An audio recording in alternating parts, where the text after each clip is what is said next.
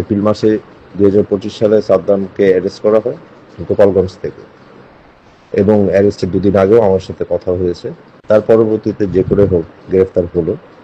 তার পরবর্তীতে ওর পরিবারের সাথে, ওর ভাইয়ের সাথে, বিশেষ করে আমার সার্বক্ষণিক ভাই প্রতিনিয়ত 2-1 দিন পরপরই কথা হতো, এবং জামিনের জন্য আমরা আইনগতভাবে যেটা করা প্রয়োজন আমরা সমস্ত কিছুই আমরা চেষ্টা করেছি। প্রত্যেকবার জামিন হলে আমরা লোয়ার কোর্ট থেকে হাইকোর্টে নিয়ে যাওয়ার পরে জামিন হয়, জামিন হলে আবার নতুন করে মামলা দিয়ে দিচ্ছে। এই হয়রানি এবং এই সমস্যার মধ্যে অমানবিক একটা বিচার ব্যবস্থার মধ্যে আমাদের সারা দেশের নেতাকর্মীরা আছে ভুগছে। প্যারোল পর্যন্ত দিচ্ছে না। এরকম একটা মর্মান্তিক ঘটনা হওয়ার পরে প্রশাসন প্যারোলে যেতে দিল না, প্যারোলে আসতে দিল না। সে তার 7 মাসের শিশুকে সে দাফনও দিতে পারলো না, জেলখানা থেকে মাটি তাকে পাঠাতে হলো। আমি বলছি না আমরা যথেষ্ট করতে পেরেছি। তার জামিনের আমার স্বাভাবিকভাবে নেতাকর্মীদের জামিনের চেষ্টা তো আমরা করছি।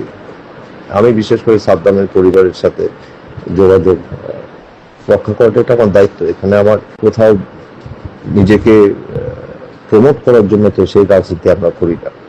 আমার জেলা, আমার থানা, আমার আসনের নেতাকর্মীরা তারা জানে আমার সাথে, তাদের সাথে আমার সম্পর্ক কিরকম, এবং 5ই আগস্ট পরবর্তী যে সময়ে, যে দুঃসময়ে আমার দল পার করছে, রাষ্ট্র এবং দেশ পার করছে, সে সময় তাদের সাথে আমাদের যে যোগাযোগ এবং যে সম্পর্ক, সেটা তারা আরো ভালো বলতে পারবে।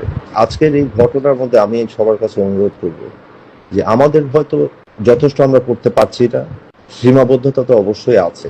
আপনাদের কাছে আমার একটাই অনুরোধ, এই সময়ে আমাদের যে দুঃসময় যাচ্ছে সেই দুঃসময়টাকে আমরা আরো কঠিন না করে তুলি।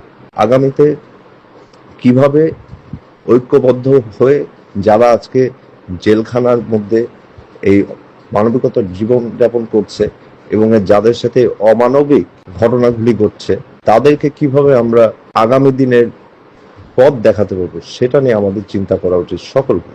আমাদের যদি আরো কোথাও আজকের এই ঘটনার পরে, বিশেষ করে আমার পক্ষ থেকে আমার কর্মীদের প্রতি আমার যোগাযোগ বৃদ্ধি করার, রক্ষা করার, খবর রাখার জন্য আমার যদি কোনো কমতি হয়ে থাকে, আমি সেখানে আমার পক্ষ থেকে এই সীমাবদ্ধতার মধ্যে আমার কর্মীদের নিরাপত্তার বিষয় আমি আগে মাথায় রেখে তাদের যেটা করার প্রয়োজন, যেখানে সহযোগিতা করার প্রয়োজন করে যাচ্ছি, করে যাব ইনশাআল্লাহ।